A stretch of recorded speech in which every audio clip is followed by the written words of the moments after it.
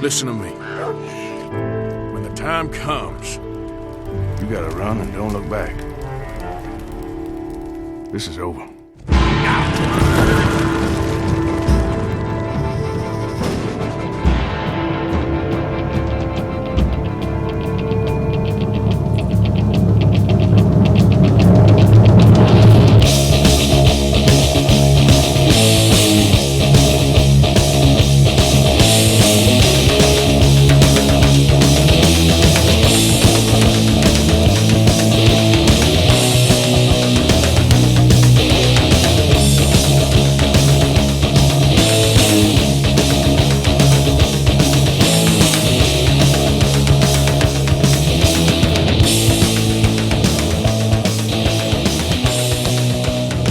Everybody, welcome to episode 174 of the Gamers in Beta podcast.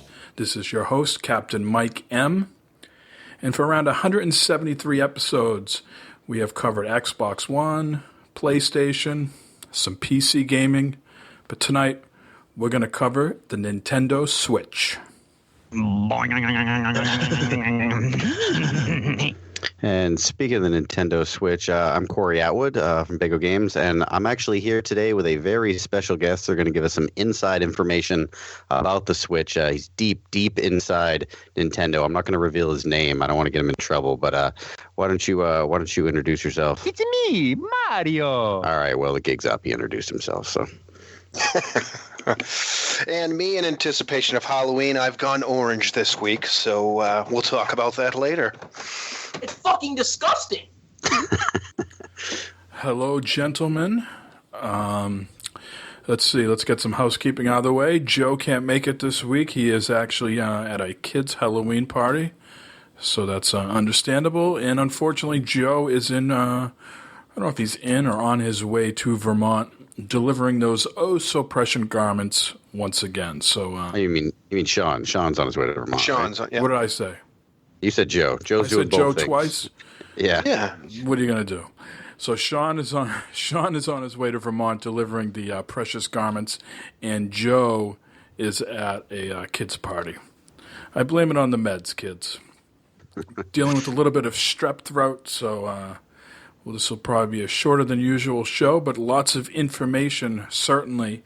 And if you tuned in last week, we were talking about the Rockstar tweets that they were putting out there. You know, was it Red Dead? Was it going to be a sequel? You know, what was going on? And of course, like Corey alluded to, if you were listening to us in the past, or the future, or however you want to say it, we were dealing with the information that we had at the time. And of course, when you were listening, you had more information, and you knew that it was already Red Dead Redemption 2. Knew that was going to happen. I knew it. Yes, so I think on Monday, if I remember correctly, Monday they released another image with 7 various characters sort of out on the horizon. Yeah, like the whole posse. Yes. And then on, what was it, Thursday? Wednesday or Thursday? The 21st. Thursday they announced they were going to have the video for Thursday. Yes, so then they came out with a minute and a half or so teaser. Definitely a teaser. You didn't really get a sense of, what the whole thing was about. Certainly people have broken this thing down in various ways, but let's get everybody's reaction first. Corey, as someone who has played through Red Dead Redemption, maybe tell us, what you thought and your excitement level. I actually, I'm actually the only one here, I think, who hasn't played through Red Dead Redemption. You haven't played at all? I haven't. I when it came out, I was like, I'm going to get to it, and I never got around to it. I'm actually debating on playing it now. Corey, high five, buddy. High five. So both of you, I knew Jay never played it, but I didn't realize both of you never did. Yeah, I'm very, very excited for it, and I see this as, I'm going to use this as my entry point because I can't wait to get into it. But, the game looks do you guys remember the very first GTA 5 trailer where it was very, very similar to this, where it was just like sweeping shots of the city, sweeping shots of the landscape, just introducing the world? Like, this is a very, very similar trailer to that. Yeah. Looks very good, too. It looks very, very big. I think that's one thing they were trying to get in the scale. They were trying to show the scale in that trailer because they were showing like vast valleys, those buffalo running like on the prairie, a lot of animals, surprising amount of animals they showed. Well, the reason they show a lot of animals because there was a lot of hunting in the first Red Dead. Pretty much you start the beginning of that game doing a lot of that type of stuff. So they're alluding to maybe that this is going to be a living world. People that are breaking it down and sort of the hype that, this more of these animals are going to come into play. Yeah, it looked very, very pretty. I like the potential of the amount of people they were showing. Like they purposely wanted to show like a group of people. I wonder if there's going to be some large, campaign co-op, or if it's going to be like a different section of the game, or if they're going to try to do like a Red Dead Redemption Online, like they've done with the latest GTA. I don't know. Right. Now, Corey, you're familiar with GTA 5, certainly, right? Absolutely, yeah. Now, you could play as 3 different characters in that game, correct? Yep, throughout the campaign, it would just like bounce you back and forth. Or you could switch too, right? Yeah, you had like different points to advance the story, but you could play as one person for a while and switch whenever you wanted. But you had to hit like key missions to advance. Yeah. Yeah, it was kind of cool. I'm wondering if they're going to incorporate that with this. Well, that's what I'm getting at. That was single player only? Yeah, that was well, Yes. I mean, there's GTA Online, but that was Right. like a whole different thing, yeah. So some people are speculating, will this be 7-player co-op, which just sounds ridiculous to me. But I'm wondering if they're going to be bringing in at least 2-person co-op, 2-player, 3-player. I mean, why show you the 7 players? There's got to be something. There's got to be something pertinent about that. Is it a gang of 7? What is the story going to be about? Why show us 7 characters? Yeah. My thought was they may bounce around 7 characters, which would be, depending on the size of the game, would be pretty incredible. But also, with GTA, they've got GTA Online. I mean, how many people can play together in that? I'm not sure how many can play together. I mean, I've been in parties upwards of, I think, what do we do? One night with Tino and Aaron. Maybe you were in there as well. I can't remember. There was at least 5 or 6 of us, I think. Yeah, in GTA Online, you have like that hub world, which is kind of like a lobby when you're waiting to get into other large games. I mean, but the large games can have I could be wrong, but I swear you could have upwards of 30 people in some of those larger games. But when you're in the hub world, I think it was an average of about 15. And you could do lots there. You could like rob liquor stores and do all that stuff. Heist and all that. Yeah. Well, I guess let's get back to the single player aspect of it. Since neither of you played this, Jay, do you have a particular aspect of this game that gets you excited? If you haven't played the first one, why are you excited about the second one? Or are you excited? I did play a little bit of the first one, but not much. I mean, I think I got to the ranch, which that's pretty much the beginning of it. Yeah, so maybe we'll give you the first hour or so. Yeah, exactly. Yeah, so and the gameplay kind of showed its age a little bit. It was still interesting. I wouldn't mind going back to it. It's just so much in the backlog and trying to go through and do everything to jump into, a 40-hour game and expect to finish it. I think with this new one, just GTA really – I haven't played a lot of that either, but you give me a Western series with modern graphics. I mean, I believe this is going to be the first game by them on the current gen consoles, Not counting the remaster or re-release of right. GTA. This is something that was built specifically for next or current gen. I should say not next gen, but current gen. Not brought over.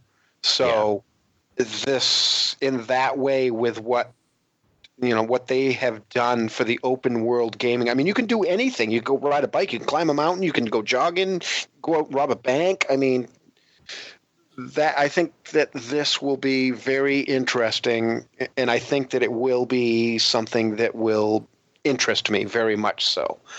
I get the kind of same feeling I did when Witcher was announced. I was watching that and watching the gameplay and whatnot. I'm like, oh my God, I got to play this game. I'm going to love this game. And I did. And I'm hoping this is the case.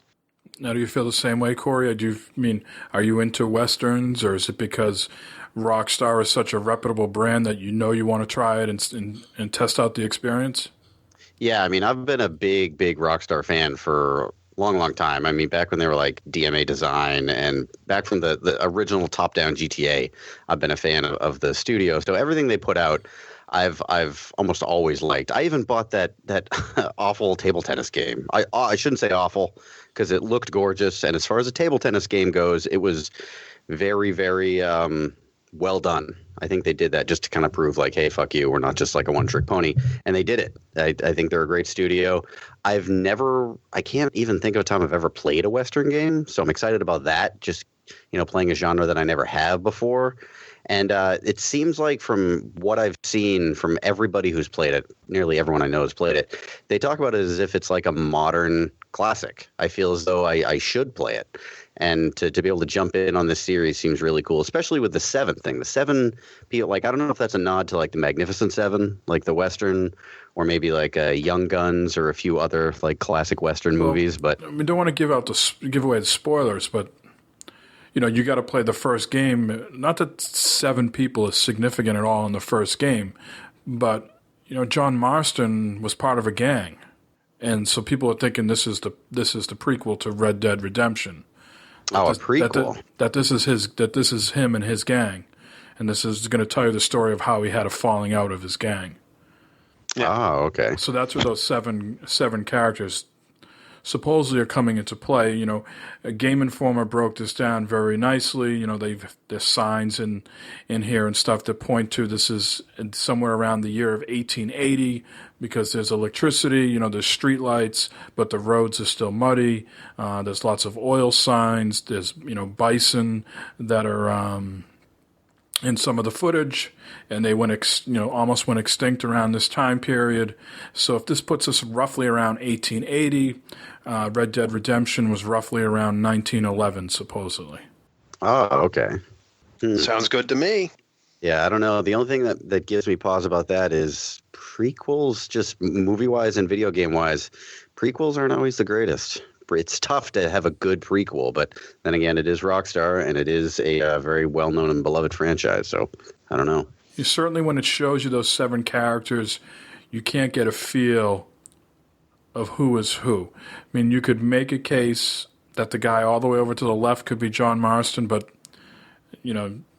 that's, it's slim chances that's him. A prequel could be too confined to what it could be. It could be the story of the gang that became the gang he joined. You don't know if it's 1880 and Red Dead Redemption is 1911. That's 30 years. Yeah. Marston didn't appear to me to be much older than 45, 50. So if it's a 30-year difference, he's somewhere around 10 or 15. So I'm not 100% sold that he is one of the characters in the 7. Now, maybe the story ends up that way. Maybe you deal with the early days of this posse, and then the story wraps up by introducing you to how John got into this gang or fell out of this gang at somewhere. Yeah, Rockstar is known for doing things where, like, they have, like, the GTA universe. And I kind of take it back because I guess some people would say that Vice City is a prequel because they do make references to other protagonists in other games. And technically, Vice City took place before, 1 through San Andreas, I guess. And that was an excellent. That was one of my favorite GTAs. So they have been known to do that. I wouldn't surprise me if this was a prequel and then they might make reference to John Marston or like show him as a child briefly or something. Right. Because it would be very weird to bring him back, especially since that voice actor was sort of like one and done. I mean, money talks, right? They could wave a whole boatload of cash at him and he could come back. But it would be a little weird to have a John Marston without that same voice. It's so iconic at this point. But it's coming out in the fall of 2017. No release date yet. What we do know is that the online component, the PlayStation 4 players will get first access to select content just online. There'll be no PC version, just like the original. The original will be coming to PlayStation via PlayStation Now pretty soon, so be on the lookout for that. But very curious and very eager to play it. Again, it's going to be an open world game set in the America heartland.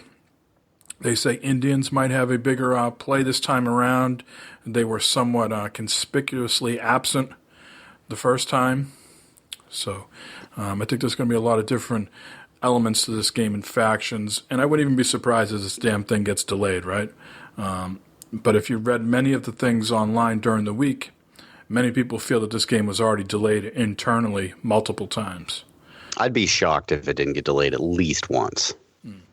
Well, it's a big miss. Again, we touched upon this last week that Rockstar does not need the holiday season for their games. But if it slips fall, that would be a big miss for them because it certainly would tie in nicely to the holidays. But again, they can do whatever they want and they print money. And I saw some of these experts, financial experts, predict that the game should sell somewhere around 15 million. Yeah, it's going to sell like crazy, just like GTA 5 did. I mean, GTA 5 dwarfs that, big time. Yeah. But still a very popular title and certainly set the internets on fire there last week. Any other closing thoughts? Anything you guys want to talk about with Red Dead Redemption that we might have missed? I am curious, why you guys didn't play it the first time. So that was, 2010? Certainly we weren't talking and podcasting in 2010, but is there any particular reason that either one of you just didn't pick it up, back 6 years ago? I just never got around to it. Like, I never saw it as a bad game. The only thing was I knew it was a large game. I was like, this is going to be like a very big GTA-style game, and I see myself getting lost in this world. So I honestly can't remember what I was playing now. Whatever it was forgettable, and I shouldn't have played it. I should have played Red Dead instead. But I felt I was busy with other games. And that was around the time, I guess I'd started writing for games or for game sites earlier than that. But I remember just not having the time. And that's like a big regret of mine that's one game that I missed. Same thing for you, Jay? Yeah, it is the same. I mean, we've even mentioned it before. And, what games do you regret not playing? You haven't played that you regret not playing, and that's one of them. I think I would have been all over it if I jumped into it when it had first come out. But for some reason, I just never went to it, never gravitated. It wasn't put in front of me, so I never played it. We might have to do some sort of, this is, revealing, pulling back the curtain, so to speak. We might have to do some Red Dead, I don't know what you call it, like sort of play it as a group and then come back and discuss it. I think it's important that you guys play this game before you pick up Red Dead Redemption 2. Oh, yeah, most definitely. Like if I'm able to play it on my Xbox One, I'm going to. I fully plan to play through it before because I know it's a game I'll enjoy. It's not a game I feel like I'll probably be forcing myself through. I'm excited to play it, but yeah, I would love to do like a little Red Dead book club. We should do that. Yeah, and I own it with all of the DLC, so. Yeah, well, maybe even some game nights with the zombie stuff, which I never really got to, the undead stuff. Yeah, I have it installed. Well, let's move on to the big ticket item of this week. If you can believe it, another console is going to be released, and this time it is the Nintendo Switch. Woohoo! First of all, I would say I was shocked that we were getting a name change. I didn't know NX was a placeholder. I thought that's what it was actually going to be. So we have a name now. Finally, it's called the Switch. Corey, why don't you tell us a little bit about what you think this console is? I wanted to touch on the name change thing. I knew that NX was a placeholder, but I was a little disappointed that that's what we can't call it anymore because it kind of just started rolling off my tongue. I liked the name, but I have to admit I like Switch a lot more because if you guys remember the last two consoles, the Wii sold very well, the Wii U not so much, but both of them are such confusing names. Like for the average, soccer mom going in to buy their kid a console, like what is the Wii U? Is that just like the Wii? Is it like a Wii .5? And do I need a urinal with it? Oh. Couldn't find my comedy slide whistle there for a second. There we go. But I think it's perfectly named. It's I guess a slightly odd name for a console, but it gets it across right away what it is. You can play it at home, you can play it on the go, and you just switch it. I think it's a brilliant name. I wonder how many names ended up on the cutting room floor because I think that gets it across so much better than their previous titles. I don't know if they fired that guy or what, but I think it will slide right off the tongue after a while because, like I said, I do believe that it does fit. It is a fitting name for the functionality of the console. yeah, I totally agree. I mean, there's so much speculation going on right now. Like this whole podcast, we should just name it the Speculative Podcast because speculating about trailers left and right. But I mean, I don't know about you guys, but when that trailer first hit, I didn't know it was even going to be a trailer. I thought there was going to be like a kind of a Nintendo Direct, like a mini Nintendo Direct. That's what I was gearing up for. And then it was just like that 3-minute trailer, which I ended up watching about 6 times over and over again. But did you guys Once pick was up? enough. Really? You didn't watch them more than once? Nope. Oh, I was just about to ask if anybody picked up anything that they didn't notice, like initially from the trailer. Yeah, what happened to the dog? The dog? Guy's in his house playing, and the dog's like, I need to go for a walk. So he pulls the thing out of the thing, and he goes outside, goes to the park. He's playing the Switch on the bench, and the dog's gone. He's No, not the dog- denying his dog. What happened to it? The dog's walking around in the background. He is being a shitty dog owner, just not tied up. The dog's walking off. But the dog is there. I saw the dog. If Mike saw that, he'd kick him. Hey, buddy, your dog's run out in front of the car. Okie dokie. So I'm excited for the name change because I can refer to everybody that likes to play this as the Switch Bitch. Oh. Oh. But the other names out there, people are the Swintendo or the NS.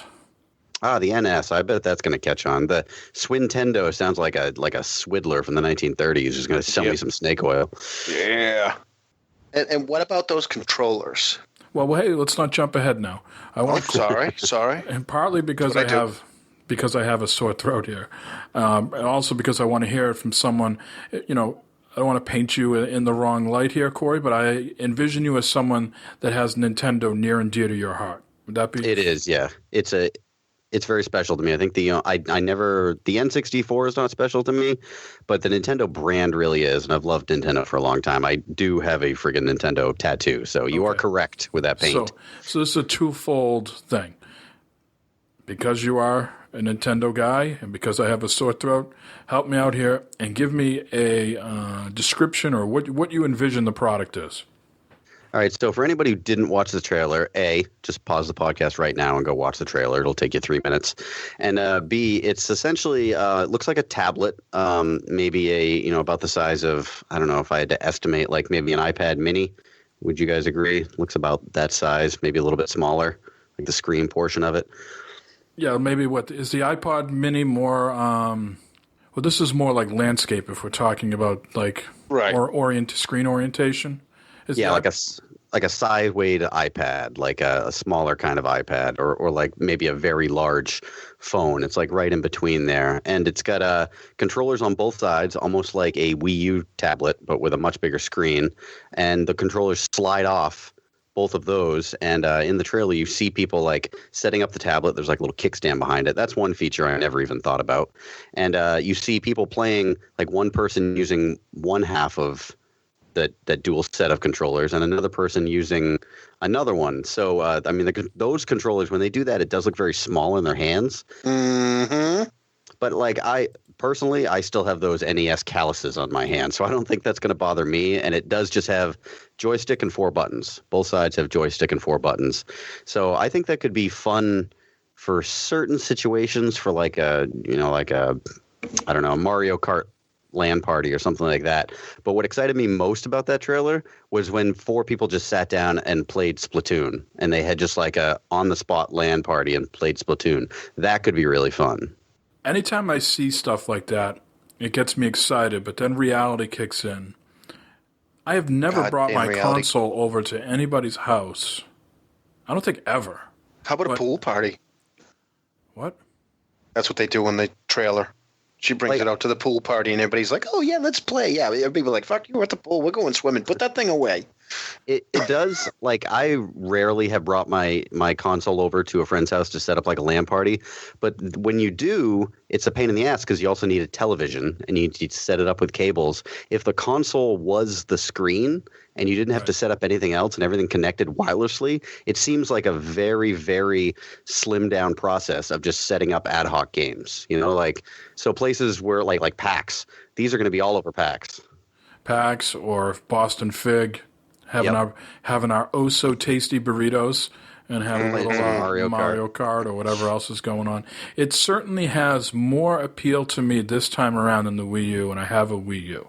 I will say that right off the bat. There's something about it. It doesn't feel as gimmicky, if you can believe that. The Wii U had the touch, the second screen. All that's going away from what we can tell. They have already confirmed that this is going to be a single screen experience. There's going to be no looking down at your tablet and looking up at the TV. It does fix one of the biggest issues of the Wii U. You had that tablet controller, but you couldn't get more than like 12 feet away from the damn Nintendo, the base, or it didn't work. Yeah, you could not venture. I mean, if you could still be inside of it and it would stop working. That was so frustrating. Yeah, that's one of the things that they've kind of fixed with this. So you can now play it on the crapper. Exactly. So, I mean, in that way it might work, more so like if I go down in my game room or something, I can in that way I would use it. But I don't see myself taking it out of the house either. Right. It would be nice. I saw Jeff Gerstmann, and I don't want to take credit for this, but I saw Jeff Gerstmann tweet out, without for people that don't want to take these things on the go, can we just have a TV edition without the tablet and just give me the controller and the thing? Well, all that goes out the window now because the docking station is not the brains of this device, the Switch. The docking station is just a docking station that serves up the display up to the television. The brains and everything like that are all on the whatchamacallit itself. It's on the tablet portion. Yeah. Which, by the way, they have yet to confirm. I mean, I would be shocked if this is not a touchscreen. That's another thing people are talking about is it a touchscreen? Is it not a touchscreen? I would be so amazed if it was not a touchscreen. That would be such, I think, a misstep because all tablets are touchscreen now. And I think, if I want to take this thing on the go, I do want to be able to slide it into my pocket. And if I have a controller on each end of it, that's like putting a Wii U tablet in my pocket. I don't want to do that. If I could, leave those two ends of it at home, if I knew I was only maybe playing certain games, I wouldn't mind taking that with me if I was playing certain games that only use a touchscreen, like for instance, like a Street Pass performance or a Street Pass experience. I don't need those thumbsticks. So I just want them to confirm that friggin' touchscreen so people stop talking about it. Yeah, I do not believe this is going to be a touchscreen. You don't think so? No, I do not. Because the way many people are speculating, those controllers on the side are called Joy-Cons. Those are going to be how you're going to control things. So I do not. And that's where they put the shitty name. Joy-Cons. So I don't believe this is going to be a touchscreen at all. They haven't confirmed it, so we won't get that until 2017. I can understand that thinking because you're right. It doesn't make sense to have the detachable controllers and have a touchscreen with it. So yeah, but what if you want to take it out? Like they want you to take this thing out. They say it's like also a mobile thing. But I don't want to carry around a Wii U controller. That's like a mini tablet with two big things on the end of it. I want to be able to slide this into my pocket or backpack. I don't want controllers on each end of it that could possibly snap off in my bag. You know what I mean? Like it seems like it would be, I don't know, like a good idea to be able to just slide a tablet. A lot of things are built for tablets now. It would fit perfectly. And I'm like, I'm really, I got my fingers crossed for that touchscreen because I just assumed that it would be, I guess. Yeah. Let's get into the controllers a little bit here. Just the controller, when it's all pushed together, does it look too big and bulky? And before I get an answer from you guys, if you like the Duke and you said this thing is too big and bulky, well, I'm going to give you a virtual slap right now. I mean, do you think, just by the picture of it, just, when it's all pushed together, the Joy-Con grip controller is what they're calling it. Do you think it's too big?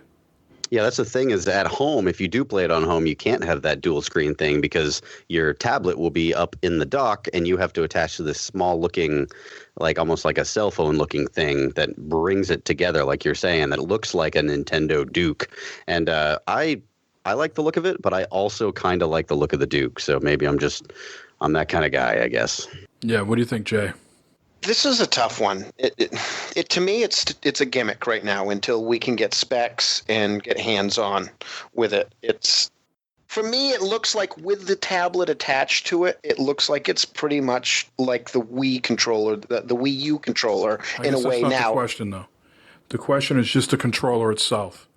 Like the attached to that little tiny like cell phone looking thing. When the tablet's in the dock and you're playing at home, like it looks more compact. Oh, the little like middle tablet. piece, yeah. When it's all put together, does that look too big and bulky for you, or does it look okay? I think it looks okay because it's just going to give you a little more spacing with your hands, and it actually will help with the grip. But again, until you're actually holding, I don't know. But it does look like it would hold, because a lot of people were surprised with the Wii U. They thought that big, tablet controller was going to be crazy. It's actually not bad. I mean, would you guys agree with that? With something we've actually held. Yeah, that's fine.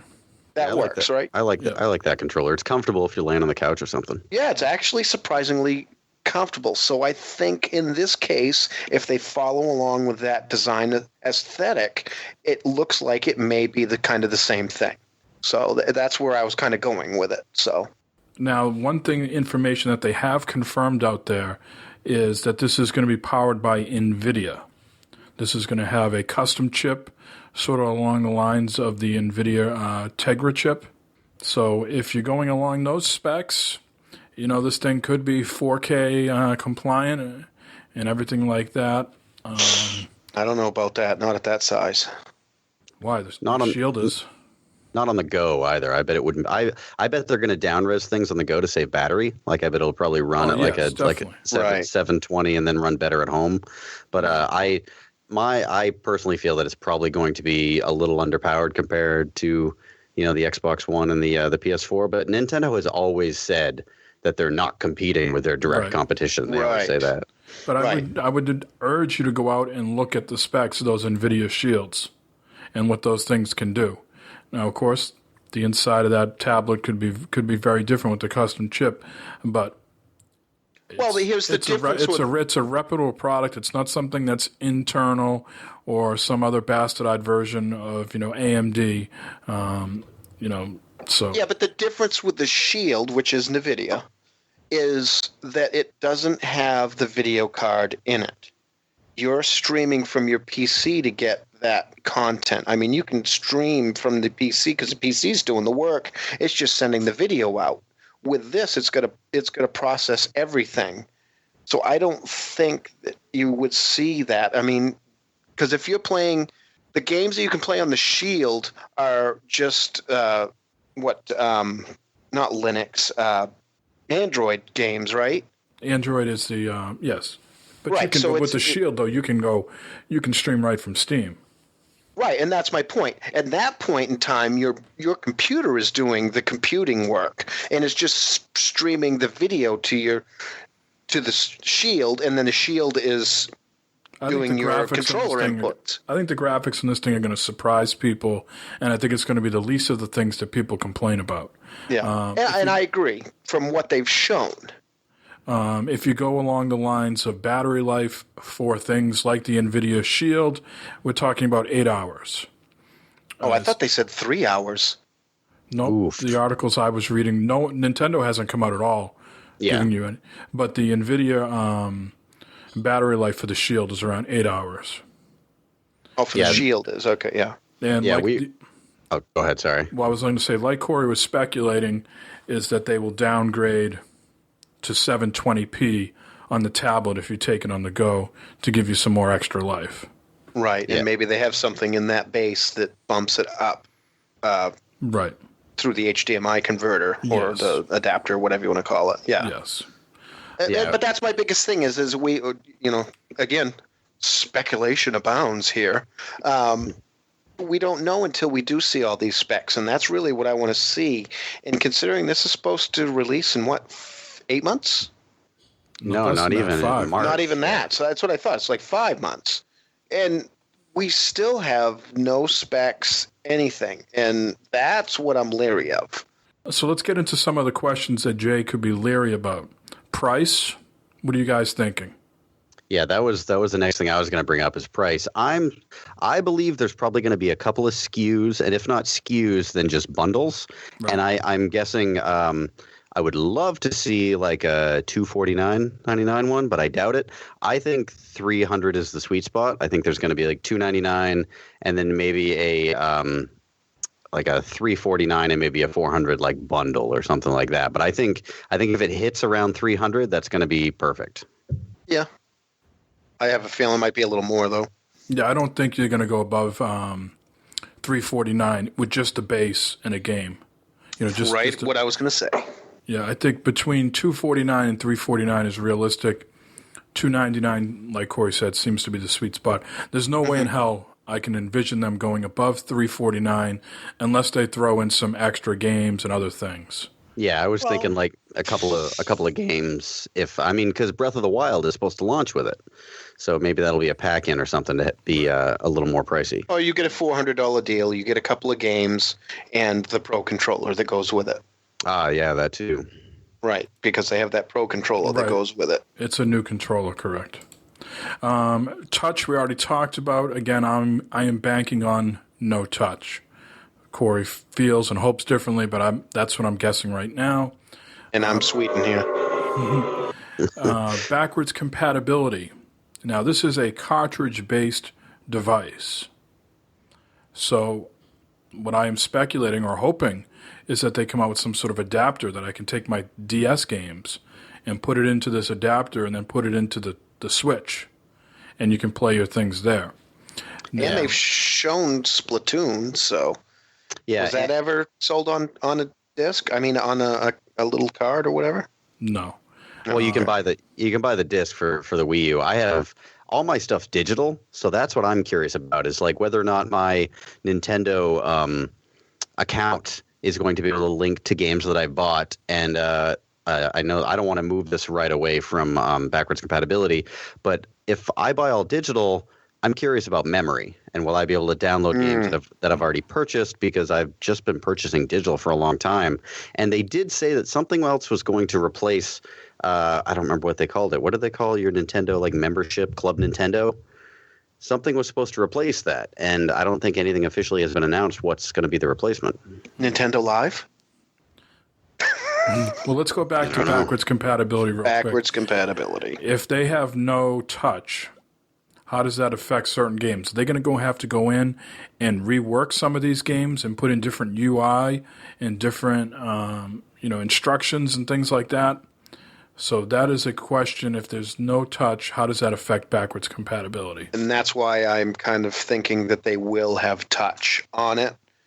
But I think their main controller source will be using the Enjoys or whatever they're called there. And I think that's going to be your main input source, but they will also have touch so that you're backwards compatible. And also, if people want to create games that can use the touch, they will have that. So it'll be kind of like the Wii U was, except it won't be a second screen experience. It'll be you can use those Enjoys plus you can have some touch. Because if you look, it looks like you can reach pretty easy with your thumbs to the screen. That's true, too. I forgot that a lot of games were two-screen experiences. How would they do that with backwards compatibility? Right. So if we talk backwards compatibility and have a frank discussion, if it's not there, if they just said, you know what, we have a console for that, go play it on the Wii U, this is the Switch going forward. How do you guys feel? How do I feel? Shut up and take my money. Don't care. I've never cared that much about backwards compatibility. I'd like it. It's a nice bonus, but I don't care. And Jay, this should be a non-issue for you because you haven't even played your Wii U. Exactly. I mean, it's done nothing but collect dust. There's no way I'd go out and spend money on this thing without getting some hands-on time and seeing if it's actually something that I will use. Mm-hmm. It's just it's still in gimmick territory for me until I see specs, see how things are going. I mean, they did show Skyrim in that video. They were playing Skyrim on it. Yeah, pretty prominently. They definitely wanted to show off, like, hey, we got Bethesda. Hey, we have Skyrim. It looks really pretty. Like, they wanted to definitely show you can play Skyrim on the go, because that's what he plays on the plane. Right.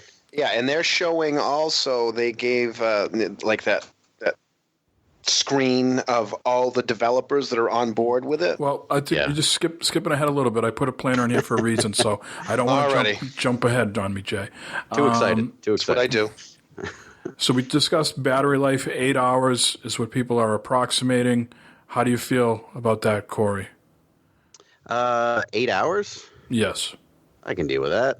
Oh, yeah. I don't believe it. There's no freaking way. Not with the size of that thing and with battery technology and whatnot. You need for something to output video quality like that with inputs, with the brightness of the screen, you would need a battery the size of that screen to power that for 8 hours. There's no way. Well, they have a lot of wiggle room as far as what 8 hours means. 8 hours could mean 8 hours away from the dock. 8 hours for them might mean gaming for half of that. You know, they might not be completely, or, you know, whoever's speculating about this might not be completely upfront what 8 hours means. But, someone's eventually going to release, like, I want to know specifically what what if I'm gaming the entire time, what's it going to do? If I'm streaming Netflix the whole time, what's it going to do? Like, those are all going to make a difference, I bet, as far as battery goes. Memory. So correct me if I'm wrong, Corey. 32 gigabytes is what the Wii U is. Is that correct? I believe that's what mine is. Yes. And I haven't bought a physical Wii U game at all. All mine are digital. And 32 doesn't sound like much, but when going into the Wii U, I knew that there was really only a handful of games I was buying it for, so I could probably fit all my games on there, and I have very comfortably. So how many Skyrims can you fit on that? Yeah, that's true. Yeah, now that we're getting higher quality graphics and, getting more modern games on it, now you're going to start getting into larger games, so you're going to need some kind of larger memory than, How do they 32. fit Skyrim on one of those cartridges? That's what I was going to say is we're going to see a little tiny cartridge with the Skyrim emblem on it. That's going to be adorable. I can't wait to see that. Yeah. But not only that, cartridges take out some of the computing power from the console itself. It doesn't have to be as powerful as if it were a disc or just all digital, which sucks because I want to buy all digital. So, I don't like carrying around my mobile console and like a bag full of cartridges, even though I like the concept of cartridges, but I don't want to carry those around. So, am I going to have the option to buy all digital? That's something I'm curious about too. I have a feeling that with cartridges, because of how cartridges can work, and if you use a proprietary memory, where it can read faster off of a cartridge than it can a disc, an optical disc. You wouldn't have to install it. You should be able to run it right off the cartridge. True. And Skyrim, I think, is only like, I don't know, I can't remember how many gigs is it. I'll look it up while we're talking about this. But and then the other question I want to ask before we move on is why is this being so publicly accepted right away compared to the Wii U? The Wii U, people stumbled right out of the gate with that, whether that was the name they didn't like, the consumers, the developers weren't on board right away. Were they perplexed by the double screen, the touch? Something here has changed, and I threw it out to Dave Gardner, who does Perception, the Deep End Games, and he said it was a good question, and the only thing he could come up with right now is that AAA gaming is not hot.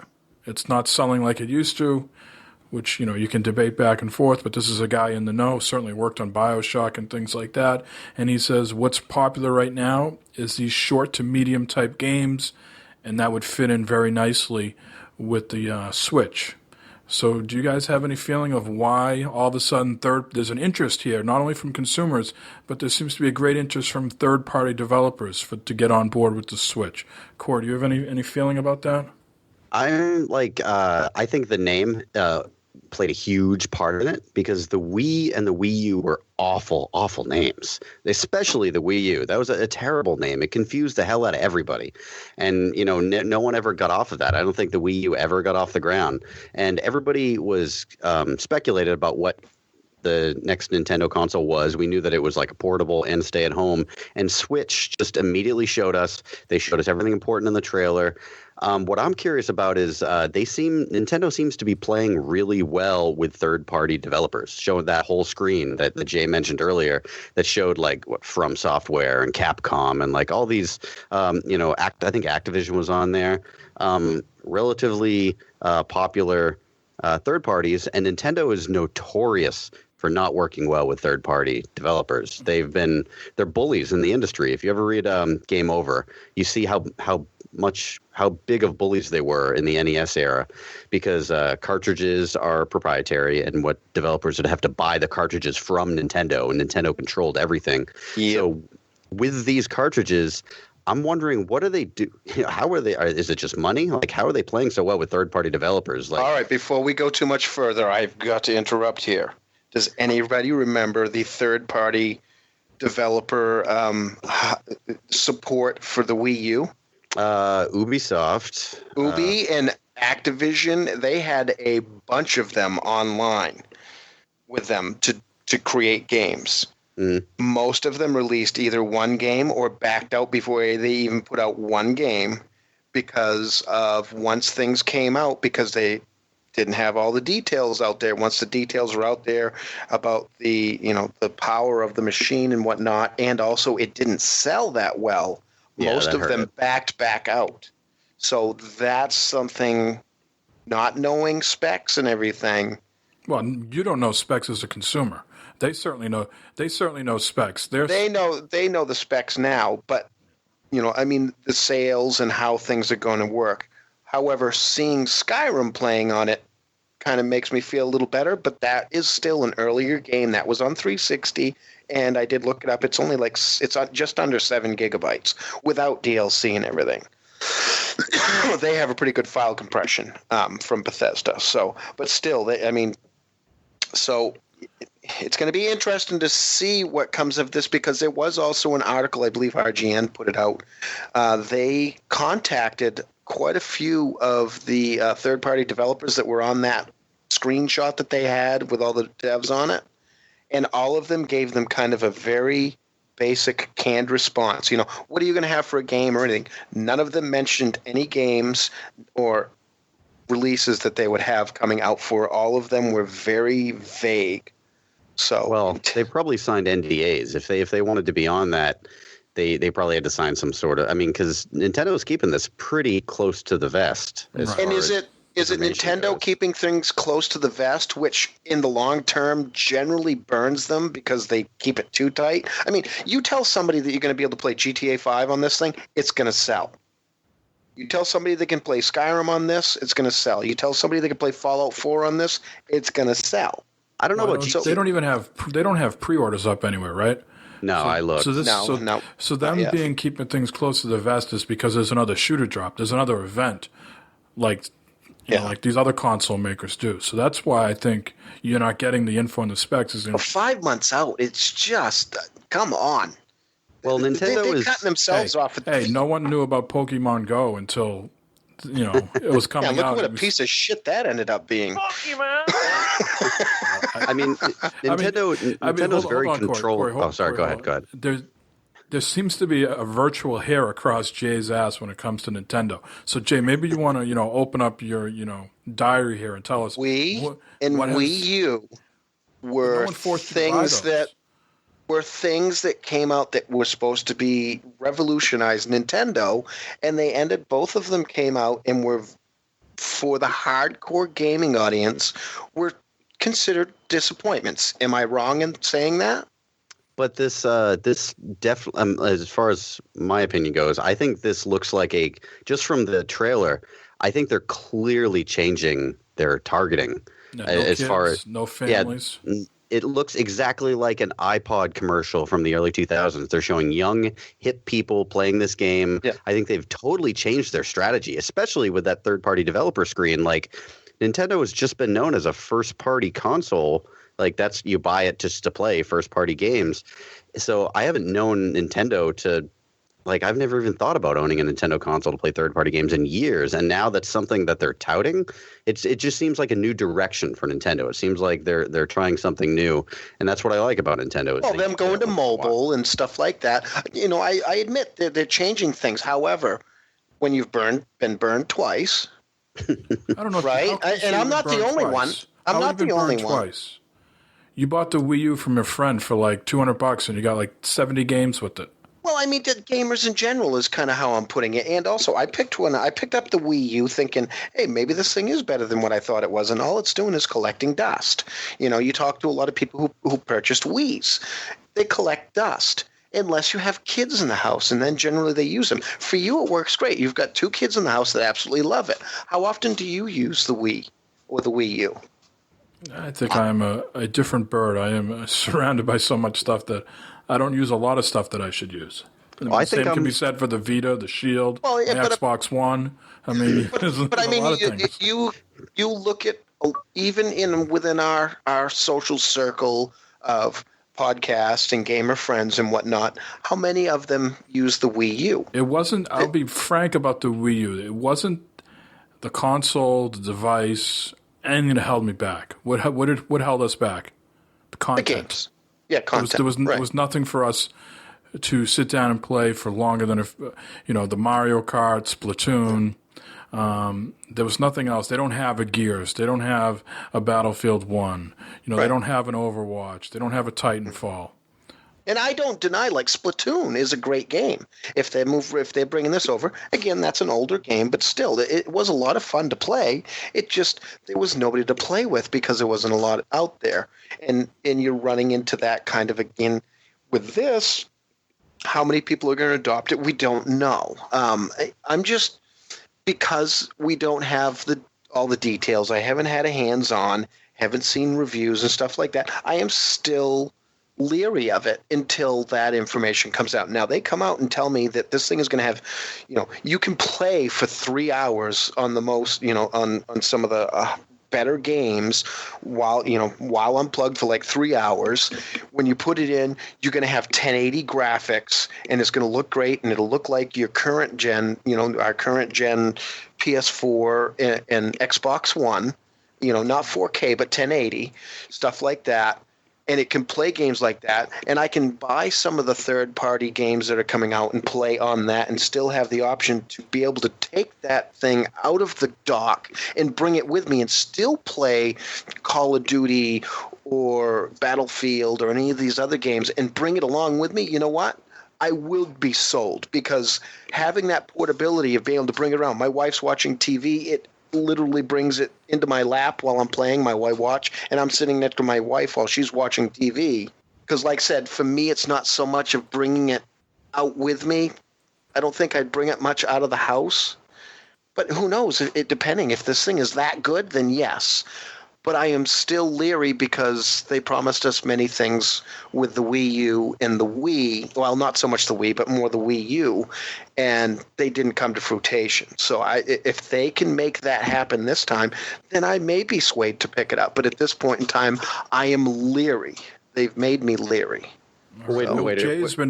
Corey, do we have a virtual notebook somewhere? Mark it down that Jay is leery. I think we've heard that a couple times. Well, you asked, so I'm putting it out there. That's why. I know I didn't ask, but that's the best part about it is you volunteer that information multiple times. There's the Jay's leery sound. I will. We desperately have to move on, but I will say, yes. I think third-party developers are on board, at least on paper, more this time. And I'm sorry to say this again, Corey, is because there's no touch, there's no second screen device. It's pretty much just game developing like they're used to. They don't have to pigeonhole something else in there and use it like a gimmick. It's just going to be a game with controller inputs. There's got to be touch. I'm still holding out hope for touch. Anything else that you want to add on that, Corey, before we move on? I don't know. I think that the way they're changing the direction of their marketing, I think it's smart, and it seems like Nintendo, especially with the Wii U, hasn't made a smart move in a while. I'm sorry to say that about, Nintendo. I think it's a great company, but they just weren't paying attention to the audience for a long time. And I think that they are now. And I think that they're like, I don't want them to tout a bunch of things that nobody wants. And it seemed like that trailer was pointed and they had a good name for the console. It seems like whoever is in charge of this marketing campaign has a head on their shoulders and they know what they're doing. So I'm less leery than Jay. I would say I'm optimistic. That's where I'll put myself. Yeah. And, like me and my boy Glovebox, we got to have the latest and greatest. And so, of course, I'm excited about it. Is it going to pan out? Is it going to be something that can stand toe-to-toe with the other consoles? Remains to be seen. But certainly the video and things like that, I'm not sure if that's its target audience. I'm not sure if it wants to stand next to the Xbox and PlayStation. It wants to be in the conversation but do something different at the same time.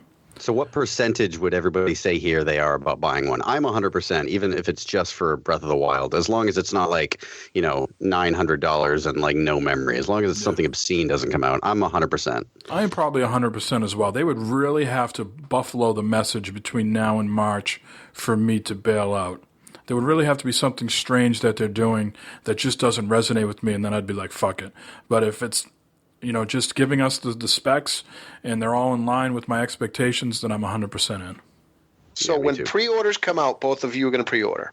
Yeah, I did that with everything else. Why not? I did that with the VR. I did that with Oculus. I did that with all my consoles. I'm just asking because now I know I can ask you guys once you have it to see if it's something that I may be interested in.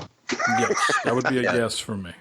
Me too. As long as it's not something, as long as we don't get one of those like Microsoft debacles of, it's got to be plugged in all the time. Oh wait, we're changing the message. Like as long as something weird and crazy doesn't happen and the price isn't ridiculous, yeah, you bet your ass I'm pre-ordering it. All right, let's move on because we don't need to get Jay's answer because we know he's leery. Yep. So Very leery. One thing I want to talk about here is Friday releases. What is going on with this? We had Mafia 3 recently, Titanfall 2 and Skyrim are coming out this Friday. Battlefield 1 came out last Friday. Gears 4 was on a Friday. What's happening? Are we seeing a shift? Is this just a holiday thing? Is this just to make it stick out on their own day and be special? Does anybody have any insight to that? You don't have to take the following day off to go out and buy it and then play it. You pick it up Friday night, bring it home and play it. You're more likely to go out and buy it because you don't have to take a day off to go get it. That's my theory, and I'm sticking with it. Or is it the Ultimate Edition? You can actually buy it on Tuesday, or you can buy it on the Monday or Monday night at 12 a.m., and then play it all the way up to Friday, and then all the other peasants who can't afford the extra money or don't want to spend the extra money buy it on the Friday. I think it's been the other way around with it, though, right? It is if you get the $100 edition, you can start playing Friday night, and everybody else gets the regular edition. It's Tuesday. With Battlefield, it was you could buy it as early as Tuesday of this week, and you couldn't play it till Friday if you just got the regular edition. Oh, okay. Then maybe Gears was different. Gears was the other way, was the Friday, and the actual release was Tuesday. Yeah, you got it about 5 days early or something like that. But I mean, as far as Skyrim goes, there's nothing new with Skyrim. Skyrim originally released on 11/11/11, just so it could hit that like unique date. So like Bethesda doesn't give two shits. But I think, like Jay said, I think it's smarter to release it on a Friday as long as you don't have pretty beefy competition. I never think that developers are going to care whether you need to, or developers or publishers are going to care whether you need to take the next day off, right? Because they tend to see people probably use social media less on the weekends. If anything, they want to release it on the Tuesday, so you keep talking about it Wednesday, Thursday, Friday, and then you talk about it, during the week, so people are more inclined to pick it up for the weekend. That was the old school, though, because everybody knew that it was a Tuesday that come out. Nowadays, I think that your marketing people were, maybe have saying what I said, look, people, if somebody can go buy it Friday and they don't have to take a day off, they're just going to run out and a lot of people get paid on Fridays. You think executives are sitting there thinking that? I'm wondering if it has more to do with Tuesday is too soon to get these into stores, deliveries. Maybe we need the whole week to get these various things out. It's got to be some sort of shipping element to this. Yeah, like Mike always says, you got to follow the money. Right. Because I think it's something that none of us are even thinking about. It's more. Well, I don't know about the shipping though, because with shipping, I mean, they have boxes of these things sitting in the background for like a week. or more before the release dates. Yeah, it's all when I say shipping, it's definitely from. Like, I mean, a lot of people do still buy physical, and it's the trucks getting to the store. I bet it's something that none of us can even think about as far as not being in the distribution industry goes. Right. So Yeah. I bet it's something like I bet we're looking too hard at it, and it's something more black and white as far as that's why I went easy. Distribution goes. I got paid. The money's in the bank. I go home. I can buy it digital. Bam! I download it, and I'm playing it. Yeah, See, Nintendo's always done a Friday or Sunday release. So I wonder if that's true. I wonder if it's just something about sticking out, being like an individual on that day. What? We're actually going to bring in a guest right now, guys. We are going to bring in Dave RoboPig. He is the person in charge of Extra Life for the Good for Gaming team. Woohoo. So we're going to bring in Dave, and he is going to talk to us a little bit about Extra Life this year. So welcome to the show, Dave. How are you doing? Am I on? You are live, sir. Give him a round of applause. Did Jay stop talking? It took me a while to get him there, but we got there. Holy crap. I'll only be quiet when Dave comes on. Quite an honor. So, Dave, you're welcome to stay on as long as possible, but in case this is in the interest of time, why don't you go ahead and tell us a little bit right now about what's going on with Extra Life for Good for Gaming this year? Okay, well, so far I've got 34 team members based on the website, but it's probably more like 36 or 37 because a few of those are actually teams of 2 people that joined. Couple are guys that stream together. The Dad's Getting Grounded guys are doing one account together. But a much better, I don't remember what I had. I had 20-something last year, so it's good growth this year. A good cross-section of a bunch of streamers that everybody knows from your show and Everyday Gamers. Guys like Nick, JP and Ned, who were in the Rocket League tournament that the EDG guys had, and then people from several different podcasts, some of my friends, a few coworkers. So we're currently shooting for 10,000, which is the amount that we were shooting for last year. We fell just short of that last year. I think we're at about 9,700 last year. But with the increase in numbers, I'm hoping this year that we can hopefully crush that. Presently, we're at 44% to our goal of 10K, which puts us in 60th place out of 4,507 teams. So we're doing good. And some of the people on the team, I think, have yet to really start pushing for donations. So I think the numbers really hopefully going to shoot up on the big day, which this year is November 5th. We only have a few people on the team who aren't going to do it that day. I know Dad's Getting Grounded. I think they're doing it next Saturday on the 29th.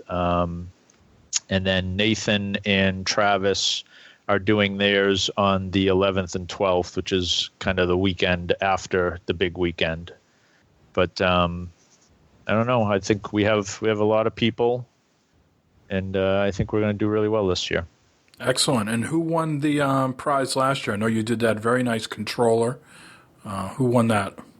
Well, the controller's mounted to a trophy, so that's our team trophy. Of course, being a hockey fan, I was inspired by the Stanley Cup to figure out a way to have a trophy every year that we could put the name on for the person that got the most donations. So Nathan Thomas got it last year. He was over 2,000. I think he was about 2,300 in total donations by the end of the year.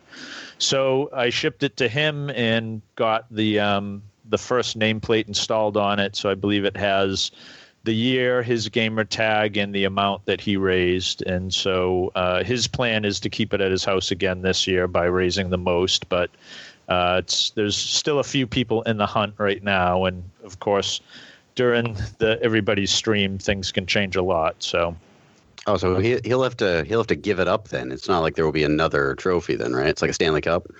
Yep, it goes to the person who's highest. If Nathan's been doing it for a while, so I think he has his system down pretty well for how to get his donations. So I kind of told him I was going to make a mercy rule. If he wins it 3 years in a row, we're going to kind of retire his name on the trophy and then move it to somebody else so we can share the wealth a little. Gonna kick your friggin' door down and take it back. Now you're doing a lot of work with this and spearheading this. Dave, is there a reason that you're drawn to Extra Life? Do you have a personal experience you want to share, or you just feel that, hey, I game and I want to do something good and give back, or what's the reason you're very passionate about this? It's a whole lot of things. Number one is gaming was always, my number one hobby growing up. And with the proliferation of social media, I kind of got tired of the stigmatism that we all have that all gamers are, basement dwelling, no job. That type hurts. of thing. I may directly be podcasting from my basement, but that's irrelevant. I am as well, but we're not going to point that out. So that's one thing. A lot of the stuff I do through the Good for Gaming Twitter handle is to try to promote all of the positive things, because I feel like the positive in gaming greatly outweighs the negative, but the minority is much more vocal. Those trolls that love to bash this console or that console and stuff like that. So I feel like it was a really positive thing. Any charity that centers around gaming, I'm going to do anything I can for. And then personally, I have a friend whose son was born with a heart defect. They knew before he was going to be born that he was going to need an operation within a couple days of being born. I believe it was one of the major arteries out of his heart didn't cross over to the other side of his heart, so he wasn't going to be fully utilizing both chambers of his heart, or all four chambers of his heart. So seeing them go through that made me realize that it's very important that these hospitals do everything they can for kids. I did try to grab some stats. The Extra Life sends out a lot of inspirational stuff during the year to try to help spur on people who maybe are on the fence or who need a little push to keep going.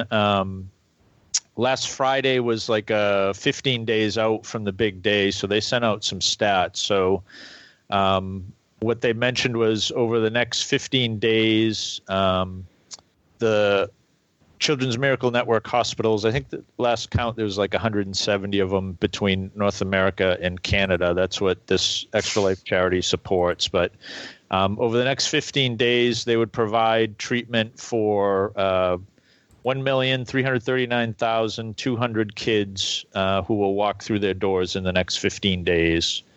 In that 15 days, they will provide $140 million in charitable care for families who aren't able to pay their medical bills.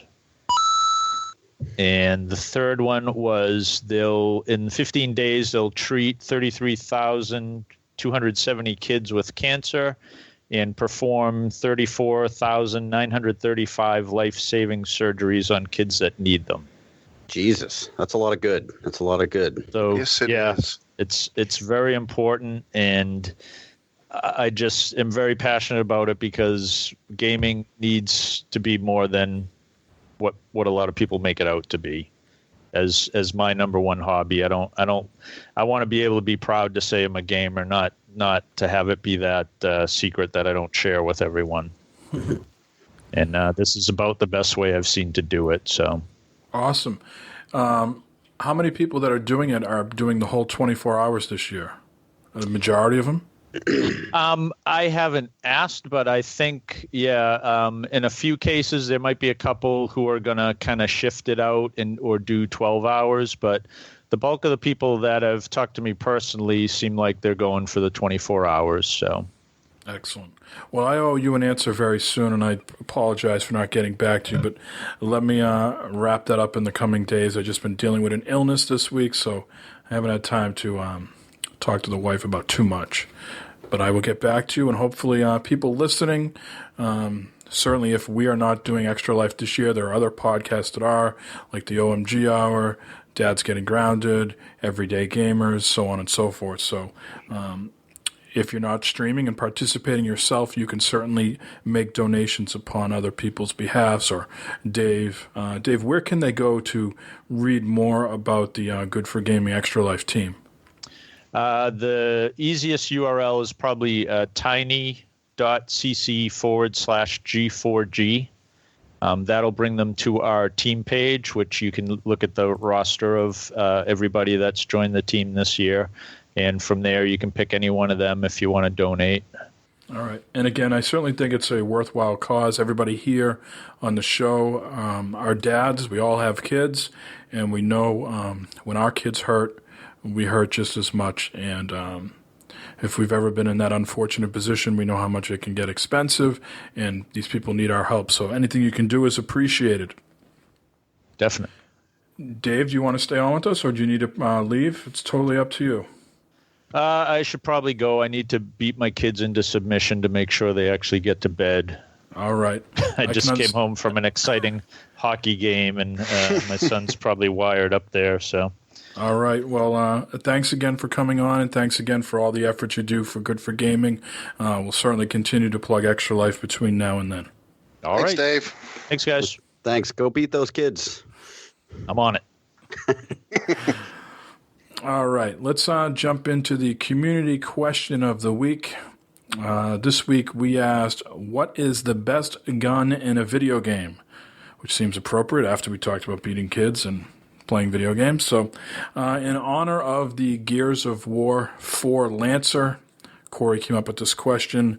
Corey, let's read some of the listeners' answers, and then let's not forget to give our own answers. Yes, so as we said, because of the Lancer. Oh yeah, that's what I'm talking about. All right, Jay, are you going first? Do you want to go first? I can go first here. Let's go with our guest who was just on, RoboPig. His pick is the Flak Cannon in Unreal Tournament. For me, Flak Monkey. so hot. I totally agree with him. Love that gun. That thing, I don't know if you guys played a lot of Unreal, but up close, that thing was just fucking devastating to use. So much fun. Never used it. Devious Mr. Mad of the 40 cast. BFG from the original Doom. Can I add a sniper rifle, he asks. I love the stealthiness and being able to pluck off bad guys from far away. And he also wanted to know if my answer is going to be any gun that he isn't using. No, I'll share with that when we're done with all the questions here. BFG is a great answer, though. That didn't even occur to me, but yeah, that's got to be in the all-time classics of all guns. Oh, yeah. Kel 18, Cerebral Bore from Turok 2. Never used that one either. Indio Techno, the Telesto from Destiny. Should have known he would have picked a Destiny gun. Also, he said the BFG from the original Doom. I think he was falling off of Matt. So, and then the last one that I have here is the Elusive Man of the Future Monkeys podcast. He says, mine is the Groovatron from Ratchet and Clank. That counts, right? I mean it. It doesn't kill in one shot from across the map or saw my enemies if a bloody mess, but the dance moves are far out and disco ball is groovy, man. Sunglasses. Yeah, it's kind of like what I wanted the what was the dubstep gun in Saints Row 4. It's what I wanted that to be. That thing was a lot of fun to use. Not that effective, but a lot of fun to use. All right, so G Ham, is that supposed to say G Hamix or is this G Ham? Yeah, that's G. That's the same guy. Okay. That's his Discord name. Yep. Ah, okay. So these ones are from Discord. That one's from Discord anyway. The Farsight gun, Perfect Dark, N64. I wish I was more familiar with that game. Either of you guys play Perfect Dark? Yes. No. All right, so Magma Flow of Dad's Getting Grounded. The Land Shark gun, which is another top 5. That gun is just hilarious from Armed and Dangerous. I've never actually used it, but I've seen so many videos of people using it. gun's That's one of my hilarious. favorite games, man. That and the Topsy Turvy. You ever see that one? No, which one's that? The Topsy Turvy gun is one of the other ones from Armed and Dangerous, and what it is it looks like an ice auger, and you jam it in the ground, and it drives a corkscrew in, and then it flips gravity upside down. And the next one is Aaron Shoesmith, or at THM_Magnum Spy on the Twitters. The Marble Shooter in Peggle. Jay, aren't you a big Peggle fan? I am. Yes, I agree with him. The next one is Shownuff71, at Shownuff71 on Twitter of Gamer Husbands Radio. The Pixelizer from Ratchet and Clank, reducing foes to their 8-bit essence never gets old. And I totally agree with him there.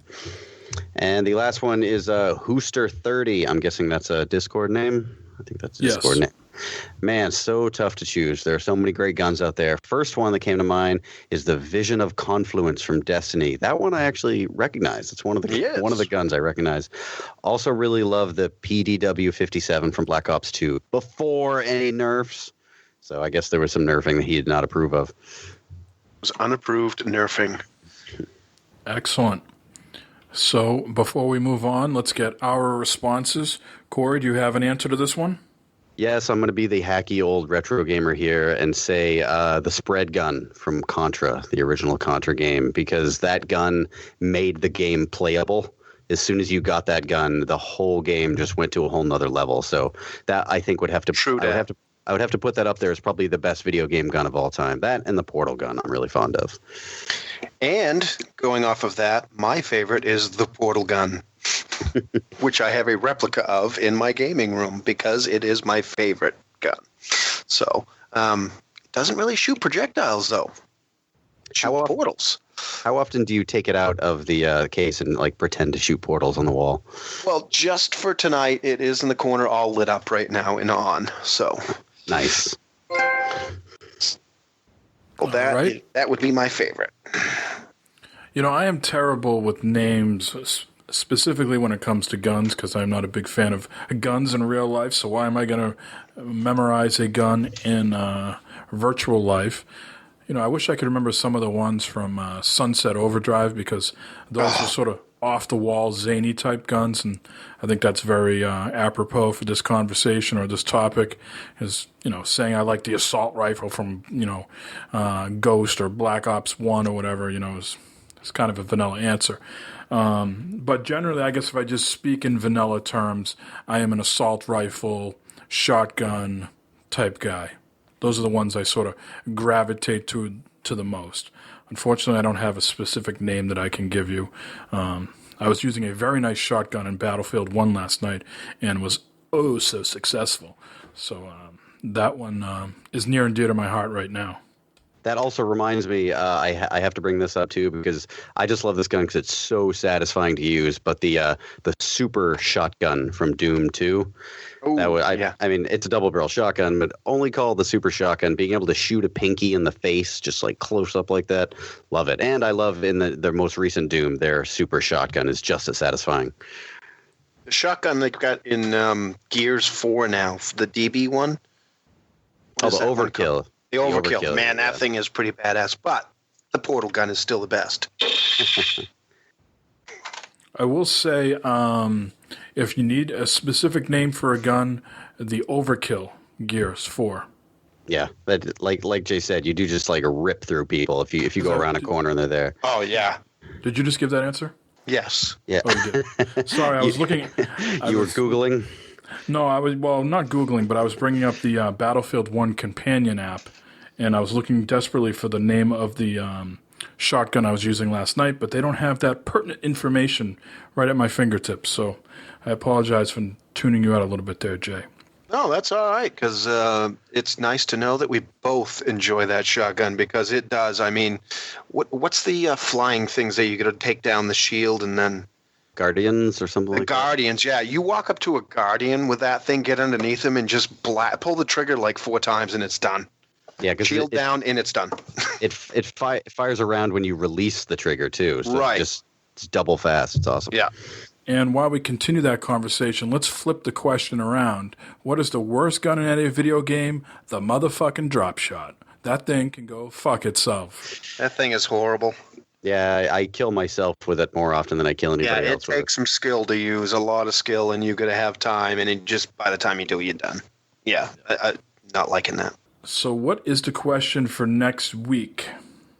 That is, what was or is your favorite Halloween costume? So it's that time of year. Now, is this one that we've like personally worn, or is this like, because I'm kind of a fan of the new Harley Quinn outfit, and I know that's going to be worn a lot this year, but I don't look that great in it, so I don't know if I'm allowed to say this one. So what do we mean specifically? Like what we've worn? Something you've worn through the years. So we're looking for like a memory, like a childhood memory, or even just a recent memory. Hey, I went to this party and I wore this, and people liked it, and I enjoyed putting it together because. Certainly if you're on Facebook and if you're a friend of Jay on Facebook, he had a very interesting Halloween costume this year. Jay, do you want to tell people what it was? Well, it was barely there, if I must say, but Ooh. yeah, I was running around bare-assed because I had a bear carrying me around. I was riding on his shoulders, so it was a costume that made me look like I had a bear carrying me around. And if we just circle back to the last question, because Battlefield finally helped me out in the companion app, I was using the Hellfighter trench shotgun. Oh, yeah. This American trench gun proved to be so effective during war that the German Empire protested its use. Can be fired without releasing the trigger. Yeah, baby. Oh, so it's like an auto or a semi-auto shotgun? I don't know. Trench Kills gun. A lot of people. Look up trench gun. So let's get back to the question for next week. Your favorite Halloween costume. If you follow us on Discord, maybe Jay will throw up the picture of what he wore to the costume party the other day, if you're so inclined, Jay. I will. And again, we're looking for what was your favorite. Does that spur some childhood memory or recent memory? Give us a little bit more than, hey, I enjoyed dressing up as Optimus Prime. Give us maybe a reason why. Okay. And let's segue into what we've been playing. A lot of Gears 4 I see on the list. Does anybody have any new revelations? Certainly, I think in our private conversations, Jay and Corey, both of you have completed the campaign. Yeah, Yes. you haven't yet? No, I have not. Oh, damn. I am. What, have you been sick? I've been sick and I haven't really been interested in it. So I guess I'll go first. You should. I am getting more interested as I'm playing it, so I guess that's somewhat of a good sign. I believe I am maybe Act 4, Chapter 4. Yeah, it should start changing around where I think you'll start enjoying it more now. So what was the most recent thing that happened in it? Well, do we give a spoiler? I don't want to give spoilers out here. Well, as spoiler-free as you can. Have you gone down an elevator? Was there any elevator? Okay. Yes, I've gone down the elevator and I've come back up the elevator. Oh, okay, yeah. Yeah. So I've done those two things, and I've moved on to, I guess, location B, which seems to be exponentially bigger with more nasty stuff. At least has Marcus mentioned calling anybody? Have they mentioned trying to reach like a radar tower to call somebody? Okay, and have you reached that person that you're trying to call? No, we haven't. That's where I just left off with the story. Okay, it gets fun there when you get to that person. Okay, so that's where I'm at, and I will say, and I've mentioned this maybe privately to all of you, or maybe just to Jay, I can't remember, that I think it was a very boring story. I turned it on, I was playing it. This is boring. I turned it off. So I'm happy that it's picking up a little bit. It still has the usual tropes of video games where it doesn't have any story to tell you, so let's just go and turn around this corner, more waves of enemies. Turn around the next corner, more waves. So it has that traditional stuff. It feels like, to me, the story could be told in 45 minutes to an hour, maybe less. It's you need to go here. You need to go there. You need to go here. Why? Well, because we said so.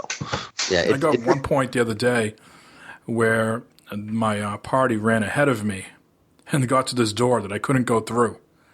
There's a prompt in the door, press X to kick it open. Yeah. But Dell was standing in front of it, and there was people on either side of him, and I couldn't get through the door. So I had to reload the last checkpoint.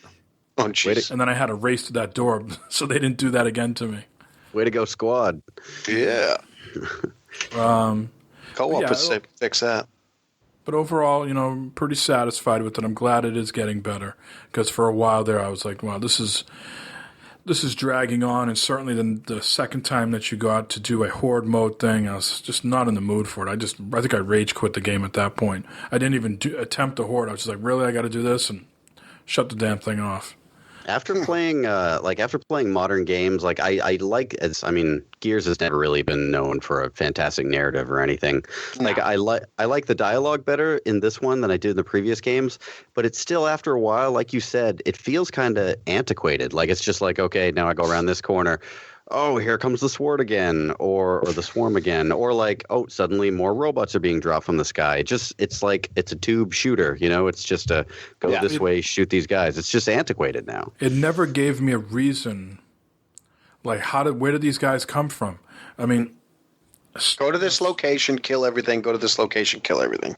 I mean, you just killed off a bunch of guys. You turn a corner, and then you immediately see all those barriers set up, and you know there's going to be another gunfight. Mm-hmm. Yeah. But they just appear. They don't give you any sort of backstory like, all right, where did they come from? Yeah, there's this with Gears. It's like when you finish killing all the guys in an area, you get that sound. You know it's done. If you get the, you're done. You go into an area, and like you said, you see the barriers, so you know there's going to be a fight there. So the first thing you do is you run around and look for ammo. They did not make any huge changes in this, and I think that's good for this. And that's what I enjoyed about the game. But yeah, the story, it's a very shallow story. If I had we'll to see divide, how you feel at the end, but if I had to divide Gears into 3 different portions, if I had to divide it into campaign, horde, and versus, campaign's my least favorite part of it. Like I really, really enjoy the horde. I like the different classes and the different class abilities, and I enjoy playing horde with people that I know. And they put a whole team on the multiplayer this time. The multiplayer it wasn't tagged on. It was like its own thing. I think this is the best Gears multiplayer ever. Because I don't know about that. 3 was freaking incredible. Yeah, but I think 3 was the pinnacle. They have the dedicated servers now. There's no server host advantage anymore. Right. And I think it flows a lot better. The maps, I really like the maps in 3. I'll give you that. The maps in 3 were really, really good. I could use a few more maps, but just the feel of it. And I don't know. I think this is the Gears I've been best at. The issue with 3 was like you said, host had advantage, and there was always host shotgun advantage. If the host has a shotgun, once whoever figured out was the host went in. And they grabbed a shotgun. You couldn't do a thing. Yeah, and they've gotten rid of that. I mean, that was with all the Gears too. They did it. I mean, the first 2 were atrocious as far as multiplayer goes. Good ideas, but poorly executed. 3 was a much bigger step, but I don't know. I just really I love the hell out of 4's multiplayer. I haven't played any of the verses yet, so I can't speak to that. But certainly, horde mode is a lot of fun. Yeah, I'm eager to play campaign co-op. And try to find, because they always bury a ton of Easter eggs in it. Like in 3, did you guys ever get the giant chicken? Well, yes, I did co-op with you. The cluck shot, I'm surprised no one mentioned that for best gun. Yeah. So there's stuff like that I'm curious to try and go through and find. I'm still trying to figure out the reason why co-op is only 2 people. Maybe that's a spoiler, so we don't say anything, but. To this point, I'm like, all right, why are we limiting this just to 2? Well, I believe they limited it to 2 because everybody was complaining that you could not do split-screen co-op in Halo because with the 4-player or whatnot, it couldn't manage it. So they cut it back. I believe they cut it back to 2 so you could do split-screen couch co-op. Well, even so, even if it doesn't really matter how many people you had on the screen or how many squad mates you had at a time, I don't think it would hurt the narrative to increase that or decrease that as far as the narrative goes either. So I bet it was a complete tech issue. It was a tech issue. They could not render 4, split screen. How many was it before? 2 or 3? It was 3 or 4, but in 3, wasn't it? You used to be able to play 4. Yeah, you could play 4 and 3 in 3, and I don't know. Yeah, I don't know if you had split screen. I think split screen may have been 2. I'm not sure. So 4 in Judgment too. I believe you play 4 in Judgment. Yes. Yep. Did anybody else have Anything more to add about Gears 4? Just looking for people to play through campaign on whatever the hardest difficulty is now. Yeah, So, Insane. I'll play. I'll play with you on Insane. I want to do that too. Yeah. All right, then I'll move on to Battlefield 1. Played that last night with Devious Mr. Matt and Jeremy from Dad's Getting Grounded. A lot of fun. Eating a little bit of crow on that because I thought the beta was overhyped and it wasn't that great.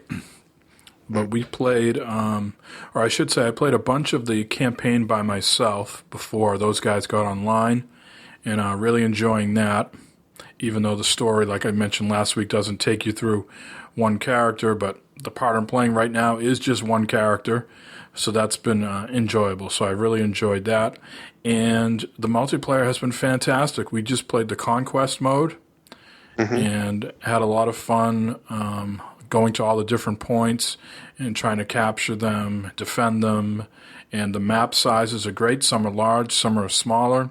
The variety of the things that you can do with these maps and stuff. So I am really doing an about face here on this one, where I wasn't so hot on it in the beta. Maybe it was just that terrible map. But You're playing on PS4, correct? Yes, PS4. Okay. And these other maps that I've been playing have been great. So I have nothing but positive things to say about Battlefield 1. No frame rate issues? Nope, nothing. Sweet. Nope. No connection issues. Each match roughly lasted about 25 to 35 minutes. Wow, again, that's pretty long. What were you guys playing? What were the game types? Like capture we the only point played or whatever? Conquest. Okay. Yep. And, so I don't know. I forget what that teams of 32. Is that 60? Is that 32? Yeah, I believe it. 32? I believe that's what they are. I'm not sure. Yeah. And, I was doing well. I was regularly finishing in the top 10. I think my KD before I went to bed last night was a solid 1. So, I was not only enjoying myself, but also killing and being successful. So, I had a lot of fun with that. And again, I think the variety of the maps, I mean, we must have played for 2.5 hours and never played the same map over again. But again, when you're playing 25, 35-minute matches, you're only getting to see maybe about 5 or 6 maps. But, I was very happy with that. Still, some of the issues of whether you're getting in a plane or riding in a tank or getting on the horse, those issues are still there, but that's, World War I era type vehicles and things like that. So they're expected not to be as modern and handle as well and have great visuals out of their little slots and things like that. Well, I mean, even the modern Battlefield, they're known for the vehicles kind of handling shitty. Like, it's always tough to handle those vehicles. So I imagine it would be kind of tough, especially the old-fashioned tanks. I was going to say, it fits how those things used to drive. There was some old school, like, ships out there, and I didn't get into too much of the water play there, but no pun intended, I want to sort of dive into that and see how that goes. But yeah, people were driving like hoverboats and stuff like that, and there was big cruisers out there. So Nice. yeah, so I really enjoyed it. And I got physical from Best Buy with the Gamers Club Unlocked, with the rewards points from my new TV. So I was able to get the Deluxe Extended Edition for $50. When you said you got physical, I thought you meant like you beat up the clerk or some shit. Yeah. Let's get physical. Do that, mother- Physical. Yeah. So that comes with the season's pass No, also? it doesn't. It doesn't. The early Enlister edition does not come with the Season's Pass. Ah. Comes with the complete all-out war experience. Start playing 3 days early, and then it comes with the Hellfighter pack, the Red Baron pack, Lawrence of Arabia pack, Behemoth skins, and 5 battle packs. All righty then. And that's it for me this week. Haven't played anything else because 3 days this week, I would say Monday through most of Thursday, I was asleep. Who wants to go next? Corey? Mine's very quick. We already talked about Gears 4. Other than that, the only other thing I've been playing also is not a new game. I've recently dove back into The Flame and the Flood. It's a survival game built by a little indie studio, local Boston studio. It's on Xbox One and Steam. I played on the one, and it's a survival game, but you travel. That's the only difference. Is you have very, very limited inventory, and you have to travel down a river. And I beat it a long time ago, but I just decided, I don't know, I was at work or something. I was like, I think I'd like to start playing that game again. It's just very relaxing, almost like Zen-like. You just get into a focus, and the music is gorgeous. So I can just like lose myself in that game and relax playing it for a long period of time. I couldn't figure out that game at all.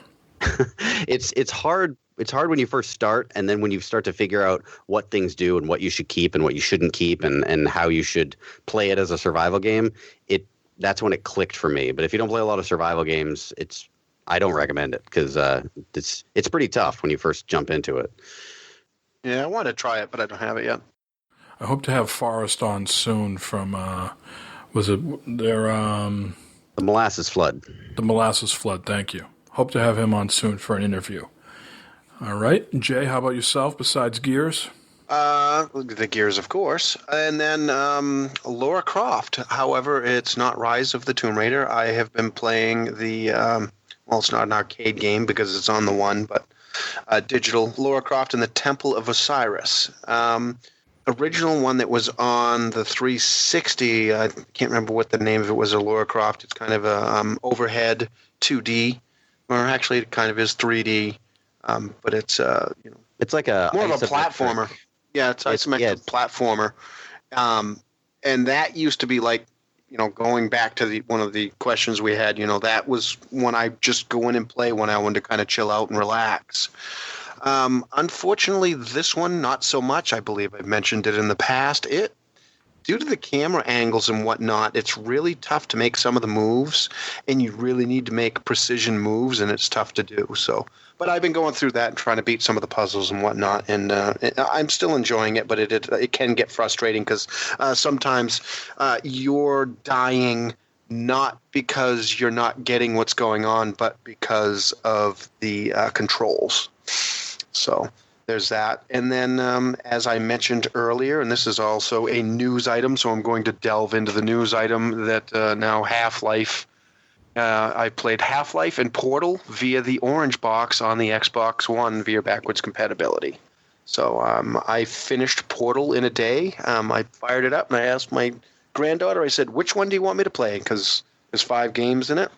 And she said Portal, so I started playing Portal, and I finished it that day. And then I started on Half-Life 2 also, and still a very enjoyable game, and it looks surprisingly good for the age of it. So that's what I've been playing. And that's one less news story I have to go over, right? I believe there's 2 other games that came out with it too. Okay. All right. Moving on to the notable releases this week. We already talked about Skyrim a little. The Skyrim Special Edition will be out this Friday. And if you are a PC owner and already have this game plus the 3 DLC packs, you will be getting the game for free. And this will be the first time the mods come to PS4 and Xbox One. Well, in a limited fashion to PS4, but... Right. Titanfall 2 will be out this week. Again, I maintain that this is not getting much attention. Interesting to see how it will do. Yeah, I think it was a huge mistake to not have that on EA Access. I think that would have got them some sales. Yeah, and maybe a different time of the year as well. Yeah. Why release it in between Battlefield and Call of Duty and Gears? But EA also puts out Battlefield, so they only have their publisher to thank for that. Yeah. And Farming Simulator 17. We don't have our own digital farmer here to talk about that, unfortunately. No, he's driving the linens. He's got to get up early to milk the digital cows tomorrow. So, a few news stories to talk about. United Front Games is in the process of closing. I don't think anything official has come out yet, but certainly their employees have tweeted things to allude to that fact. So if you remember, they put out games such as Sleeping Dogs. They also put out Little Big Planet Kart Racing and Mod Nation Racers. They've done work on the, I believe, Halo games. They've done a bunch of work, stuff they've done themselves, but then also have worked on other projects like the Master Chief Collection and Disney Infinity. So, a sad day because many people regard Sleeping Dogs as a fantastic game. Yeah, it always sucks to see a developer close down, too. They were in the middle, too, of working on this game called Smash and Grab that was getting certainly a lot of PR emails were coming across my email over that game. And I tried it. I played it a little bit on Steam, and it was interesting. You traveled around in a posse, like a gang. Like, think of like a street gang, back in like the 50s with leather jackets and clubs and things like that. And you were just like looting storefronts, and you were trying to get as much cash and points versus the other team. It was interesting. And it seemed to have a lot of polish to it. But it must have not gone well. I think they had like an open beta or a free beta weekend or something like that. They must have had poor results and decided to cut their losses. It's the only thing I can guess at this point. Moving on to PlayStation news, The Last Guardian has gone gold. Can you believe it? That only took 10 years. So God. Shuhei Yoshida announced the other day via Twitter, "I've waited a very long time to say this. The Last Guardian has gone gold. I'm so excited for you all to finally experience it." This is coming out on December 6th. Something you're picking up, Corey? I think so. I mean, I don't know. I never played any of Shadow of the Colossus. Shadow of the Colossus. I bought that dual pack that had both games in it, for the PS3, and I played not Shadow Colossus, Ico. I played that for a while, and I never really got that into it. I like the concept of it, but I just didn't get into it. So I don't know. I wouldn't want to buy this out of obligation because everyone's waited for it for a decade, and then not get into it. So I think I'm gonna wait and see how it pans out. I guess wait a little bit more. I can wait a little bit more at this point. All right. And speaking of waiting, people don't have to wait much longer for the PS4 Pro. That comes out on November 10th. And they are certainly gearing up now and giving a little bit of extra information around the specs. They've come up with an additional 1 gigabyte of memory for non-gaming uses, such as multitasking. They've done behind-doors meetings with various outlets explaining how they're going to, games are going to look, not quite going to be 4K. They got this sort of checkerboard method that they're doing and various other methods that, will just be me pretty much parroting the article, and no one wants to hear that. But, it's hard to believe we're in an era now where these consoles seem to be coming out left and right, and the PS4 Pro will be here in just a few weeks. And if I'm correct, none of you guys are getting this, right? No. Oh, no. Oh, hell no. Nope. Yep. And that's going to be $400, and it will be out on November 10th. Certainly I'll be picking it up, and I'll have more to report. It's exciting to hear the different, games that are going to use this and things like that. It's not going to be everybody, and certainly it requires patches for some of the older games, but I'm looking forward to seeing the difference myself. And lastly here, before my voice totally gives out, circling back to the Xbox One backwards compatibility, Jay already mentioned the orange box, which includes Half-Life 2, Episode 2, Team Fortress 2, and Portal. The other games that came out are Galaga Legions and Joe Danger 2, the movie. Yay. Orange Box I've been waiting forever for, so I was excited when that came out. So the other two, All right, let's jump into the plugs. Jay, do you have anything to plug this week? I don't. I am pretty exhausted, so my brain is not functioning, but that's not abnormal. All right. And Corey, how about yourself? You can follow me on Twitter at Catwood. Follow Gamers in Beta on Twitter if you don't. You probably already do if you're listening to this. And follow Bago Games on Instagram, Twitter, and Facebook because I'm a social media guy, and that would be cool. So you should do that. And also from our guest, RoboPig, he actually runs a Facebook page called Good for Gaming? Yes. I think that's the page. Yeah, if you want to hook up with other gamers, play some multiplayer games, organize some online game sessions, I highly recommend becoming a member of that group. So look that up. It's good, the number 4, gaming, all one word. Check that out. And also the Gamer Parent article that I've been talking about. I finished it, and I'm just waiting for an editor to go over it and put it up.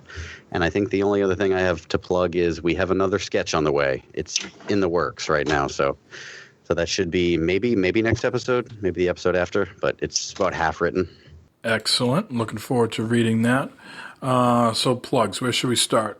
Dave, RoboPig, thanks for coming on. We appreciate it. Again, call your attention to Extra Life if you have any money that you can spare, $1, $5, $10, whatever it is. Doesn't have to be a huge amount. Certainly every little bit helps. It's for the kids. Exactly. And we will keep you posted if we are going to be doing the same. Corey just mentioned the Good for Gaming. I believe that's a closed group, but if you want to join, certainly look up Good for Gaming on Twitter. You can send them a message, and I'm sure that he'll be happy to add you to the group. Discord is growing for us. More people get added weekly as they listen to the show. So if you need an invite for that, send us a tweet at Gamers in Beta. Let's see, this week, the new Dad's Getting Grounded just came out. Call your attention to that. A new episode of the 40 Cast came out as well. Go listen to those. And I think that's it. Hopefully Jay and myself can get healthy here at some point. Jay's been sick for a while, and I have a feeling I have something more than just strep throat, as things just don't feel. I've had strep before, and it doesn't feel the same. So I think I need to go see what they call a specialist, or go to the ear, nose, and throat doctor tomorrow and get a second opinion. So hopefully I am back on my feet soon. Been fighting this for a month. It's crazy.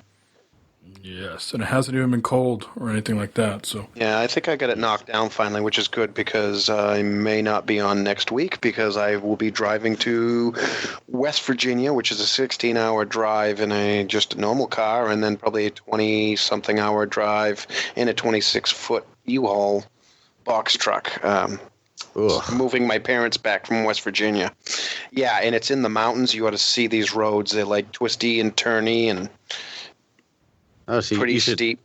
So you should live tweet it as you're driving the U-Haul. Oh, yeah. That'll go well. Also, on Xbox, the Gamers in Beta group has been created on there. So you need to be in the preview program for that, right? Yes, I believe so. Yep. So how do they find that? If you're in the preview program, how do you locate groups? And my Xbox just turned on my TVs. But you go into, I believe it's in Friends, and on the top it will look for groups. You go in there, look for groups. It's Gamers in Beta. So that should pull it right up, and it's a public group, so you can join right in if you'd like. Excellent.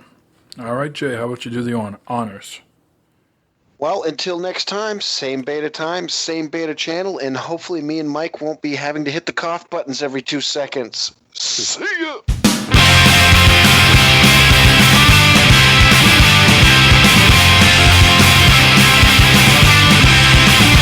There's many new firm and a game today. Saturday, zero. Having a laugh, causing trouble on the way. Saturday, zero. Rocking on the terrace, bundles in the seats. Buying the glory in our big streets. Say you're gonna take my ID card, but you'll never get me in Scotland Yard. Saturday, zero.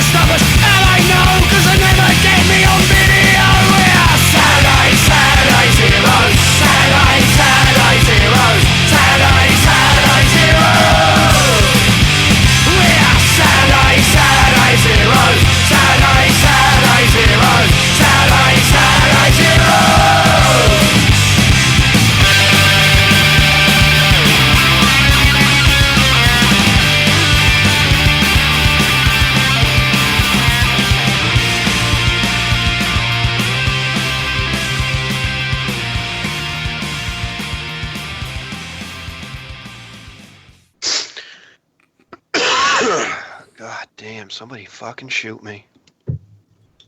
Put me out of my misery. Okie dokie. Thank you.